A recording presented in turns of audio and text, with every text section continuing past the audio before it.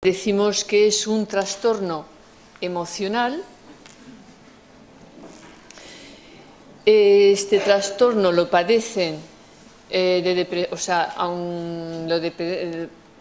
lo padecen una parte de la población muy alta, aunque no estén diagnosticados, y es una enfermedad que afecta al organismo, afecta al estado de ánimo, a la manera de pensar, de concebir la realidad, afecta al ciclo normal de sueño-vigilia. Cuando una persona está depresiva, tiene grandes dificultades en lo que es la arquitectura del sueño.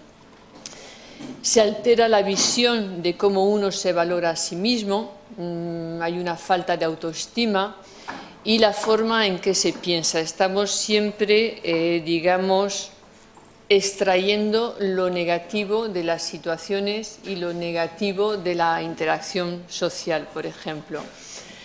Va a ser importante aclarar que un trastorno depresivo no es lo mismo que un estado pasajero de tristeza. Lo que es un estado pasajero de tristeza nos ha sucedido a todos. Lo que discrimina, diferencia entre un estado de ánimo y enmarcarlo ya en patología va a ser la intensidad y a lo largo del tiempo, cuántas veces y durante cuánto tiempo, es decir, la latencia. Porque un estado de ánimo triste no nos impide acudir a las obligaciones diarias y no nos hace ver todo en negativo, y hay veces que hasta un estado de tristeza puede ser muy productivo, pero es un estado de tristeza suave. Cuando ya hablamos de depresión estamos hablando de que incapacita. Yo oigo ruidos, pero no sé dónde llegan. Vale. Bien. Entonces, vamos a hablar de los síntomas y el diagnóstico. La persona pierde el interés en casi todas las actividades usuales y en las que antes le ocasionaban placer. Hay un estado de tristeza, desesperanza, está desanimado, a menudo recurre a expresiones como creo que toco fondo, estoy en un hoyo. Hay trastornos de apetito, puede haber una disminución del mismo, junto con una pérdida significativa del peso. Son comunes los trastornos del sueño, hemos dicho, tanto al inicio como en el mantenimiento o muchos despertares, es decir, la arquitectura del sueño, lo que son las etapas, están totalmente alteradas. Y después pues entramos también en fases de hipersomnio, es decir, la persona duerme y estaría durmiendo todo el santo día. El aspecto psicomotor sufre alteraciones, la persona puede sufrir de episodios de agitación, incapacidad para permanecer tranquila, estallidos de queja o de gritos. Cuando hablamos de patologías al nivel psicológico, son difíciles para el núcleo familiar, para la persona que lo está sufriendo y para el entorno, porque si yo me rompo un brazo es visible y las personas van a estar muy atentas, a no hacerme daño, pero lo que son patologías como la depresión, en el núcleo familiar muchas veces tienen la sensación de que no hace bastante esfuerzo, no quiere salir de eso y la deducción está totalmente sesgada, no es esto exactamente. La persona a lo mejor para levantarse de la cama, para ir a asearse, es un logro impresionante cuando sacamos a la persona con pautas conductamente de esta depresión. Son incomprendidos. Hemos dicho lentificación psicomotora.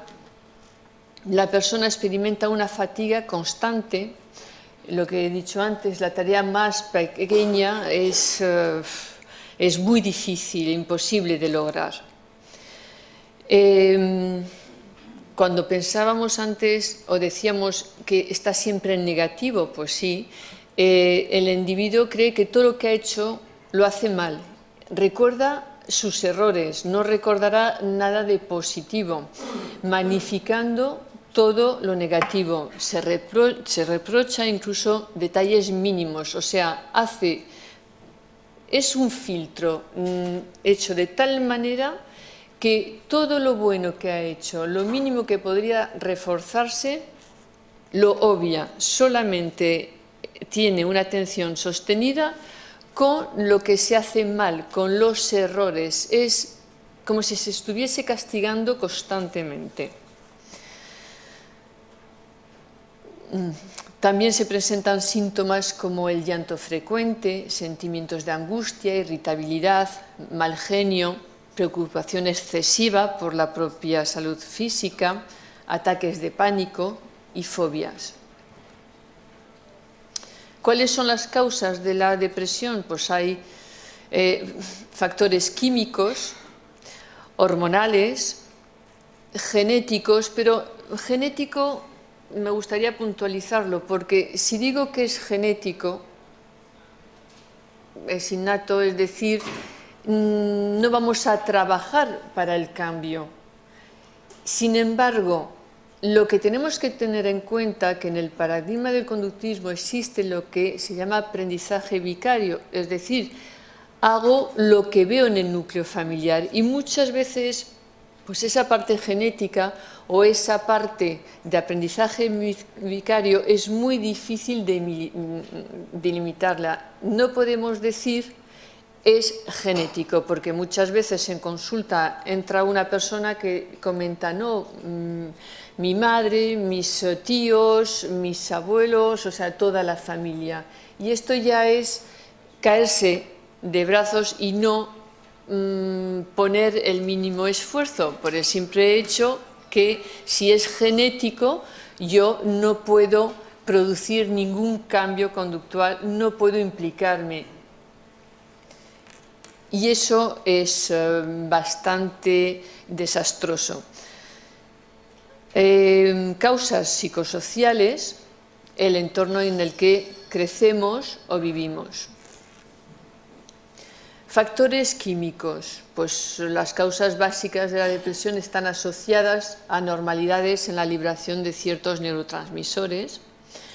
Son los mensajeros químicos del cerebro y en el caso de la depresión se ven alterados. Estaría la serotonina, la acetilcolina, esto nos va a sonar un poco, bueno, son neurotransmisores, ¿no? La adrenalina, y no nos vamos a quedar mucho tiempo porque es un poco, no nos va a servir a mucho. Factores hormonales, igual, en la depresión se encuentran alteraciones en el funcionamiento de las glándulas hipotálamos e hipófisis y las glándulas suprarrenales que se encuentran sobre los riñones.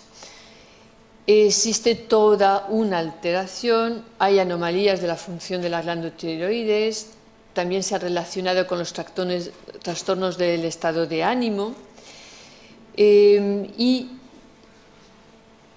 en las hormonas femeninas, los estrógenos y progesterona juegan un papel en la depresión. Los niveles anormales de determinadas hormonas del estrés y del crecimiento también pueden desempeñar un papel fundamental en el desencadenamiento de la depresión. Lo que decíamos antes, factores genéticos, pero no porque se tenga a lo mejor una predisposición genética que se va a desarrollar la depresión. Hemos dicho antes que era muy importante pensar que hay una gran parte de aprendizaje vicario, es decir, hago lo que veo durante el desarrollo evolutivo, no nos vamos a quedar solamente con la parte genética.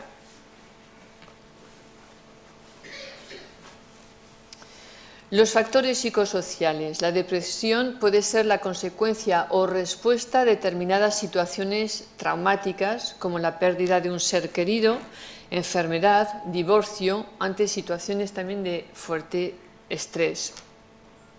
La gestación de la depresión también influye en ciertos patrones de comportamiento, como la inseguridad en el carácter, la baja autoestima y la ansiedad.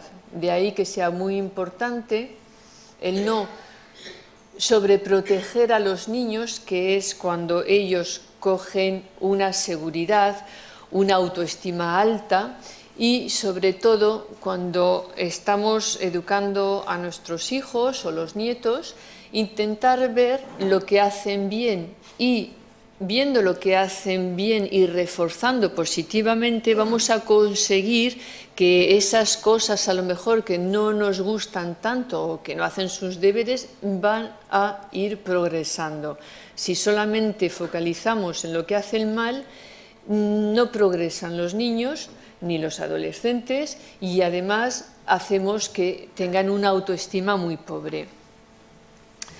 Los trastornos de inseguridad o de ansiedad suelen originarse en la infancia, que es lo que hemos matizado ahora, pues por un conflicto puntual, un ambiente familiar y sobre todo pues, que han sido sobreprotegidos y por vivir circunstancias traumáticas.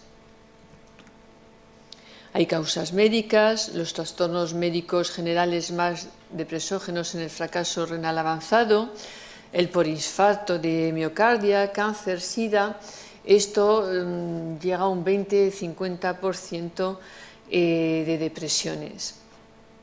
De ahí que sea muy importante que cuando hay una de estas enfermedades graves, ser acompañado también por la psicóloga para no caer en estas depresiones. Hay unos protocolos establecidos para ya que en el desarrollo evolutivo nos toca vivir una experiencia muy traumática, pues intentar salir lo mejor de ella. También ocurre con la enfermedad de Parkinson, los traumatismos craneoencefálicos, o sea, todo lo que sea un shock orgánico, físico o de una enfermedad que pensábamos que solamente les podía suceder a los demás. Las adicciones desarrollan depresión, lo que es el alcohol y las drogas. Suelen ir asociadas, con alcohol, drogas, siempre tenemos una adicción de depresión. Tipos de depresión. Vamos un poco a dar los nombres, no vamos a detallarlas. Lo que no vamos a intentar identificarnos, porque aquí nos faltarían datos. Cuando una persona llega a consulta, se hace una evaluación y no es simplemente a lo mejor la lectura de lo que aparece ahora en pantalla. Hay otros datos para saber si existe una depresión severa, una distimia, depresión doble, trastorno bipolar o enfermedad maníaco-depresiva, una depresión atípica, un trastorno afectivo estacional, y sobre todo hay veces que entre ciertas patologías los datos también parecen idénticos. No sé si es que tengo ansiedad, si tengo estrés, es decir, no solamente intentar absorber algún matiz y decir, pues ya está, yo soy depresiva atípica.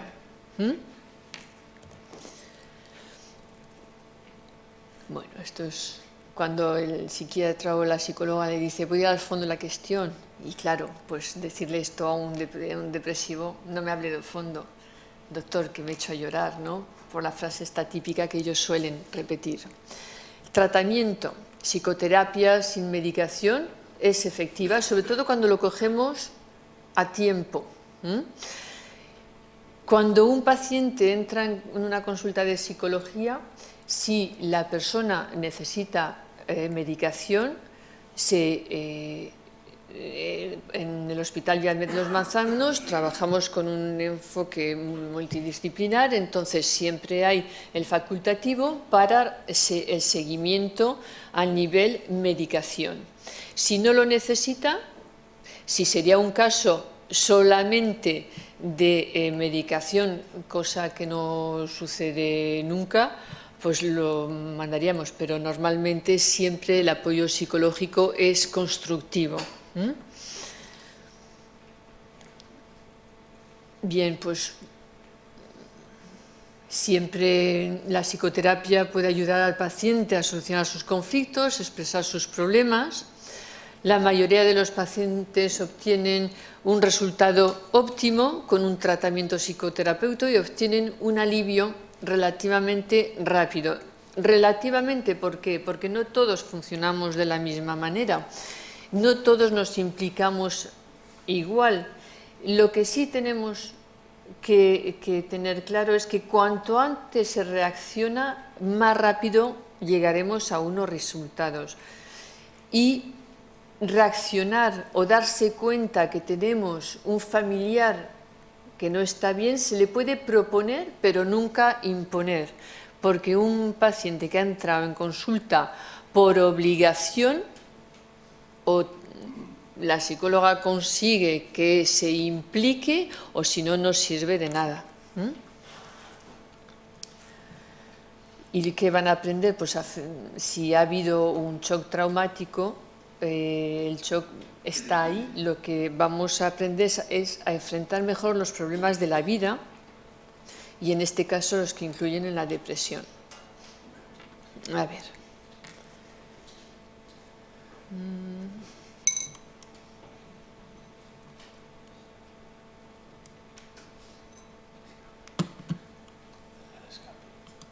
No, si quiero fin de presentación. Vale. Hemos estado hablando de la depresión. Es un tema muy interesante, es un tema delicado. La persona que lo sufre, el mensaje es: se puede salir de una depresión, se puede recuperar su vida y se puede volver a